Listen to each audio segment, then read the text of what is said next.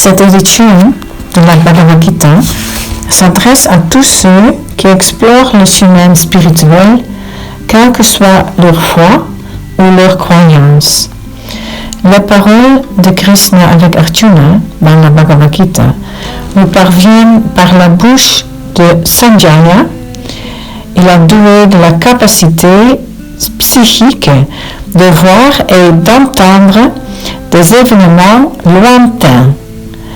Dans ce cas, un champ de bataille lointain. Il est clair dès le départ que ce dialogue a une origine mystique, un cadre plus dramatique pour l'enseignement spirituel pourrait difficilement être imaginé.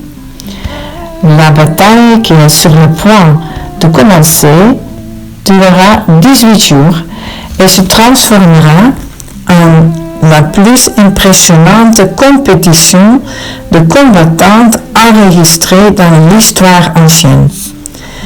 Pourtant, paradoxalement, ils ont choisi un lieu sacré, le champ de Kurukshetra, pour ce massacre de masse. Concilier la contradiction apparente entre le sacré et le profane est une préoccupation fondamentale de la Bhagavad Gita.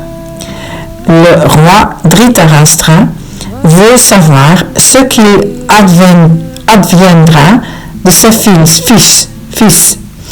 En réponse, Sanjaya rapporte les paroles de Duryodhana, son fils chef, qui s'adresse à son professeur Dronacharya.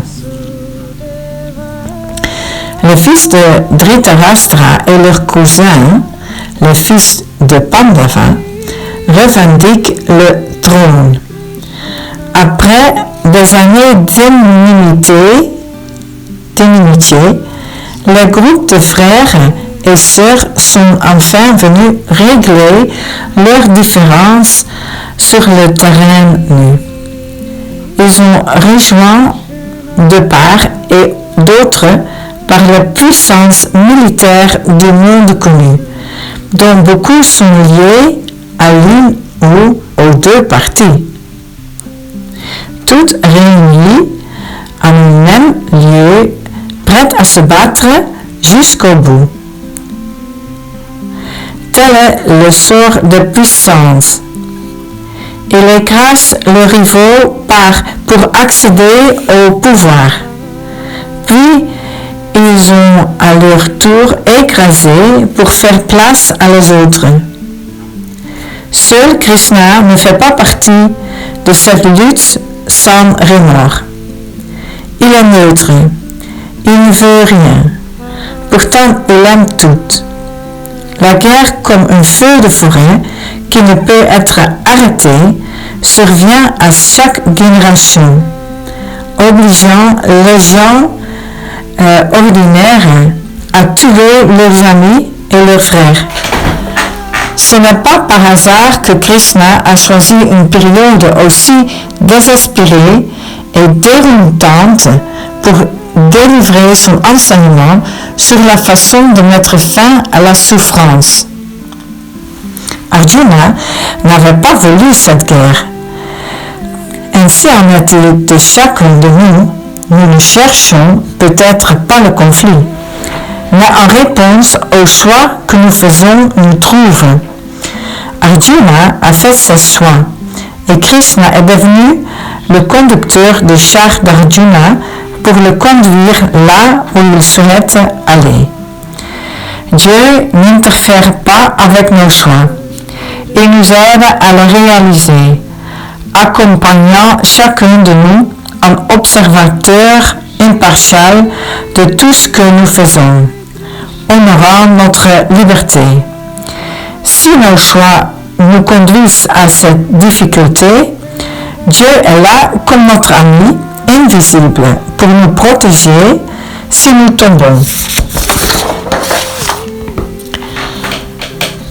Ce chapitre d'ouverture se déroule dans une société ancienne, mais la question de la moralité et de l'ordre social qui préoccupait Arjuna nous préoccupe encore aujourd'hui.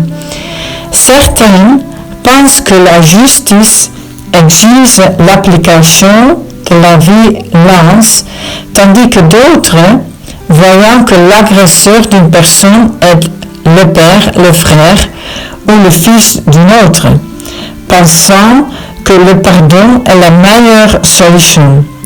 Ce sont les dilemmes moraux qui assaillent l'humanité depuis que les premiers humains ont vécu ensemble. À celui, j'ajoute le dilemme sans précédent de notre époque quand l'humanité est en guerre avec le monde naturel. Dans la tradition de sagesse de la Gita, le monde est notre propre mère.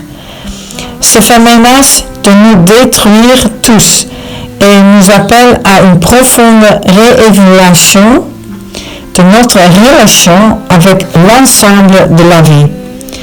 Face à la perspective d'un désastre, le cœur d'Arjuna dit une chose et sa tête une autre. La confusion et l'émotion se battent dans sa poitrine de guerrière. C'est le contexte du Bhagavad Gita.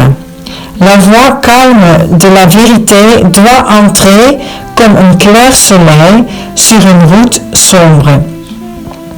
Le décor est planté pour que Krishna enseigne à Arjuna et à travers lui toutes ces âmes troublées ou curieuses qui seraient à ces paroles de sagesse. Les larmes marquent Arjuna comme ouvert pour entendre. La vérité spirituelle.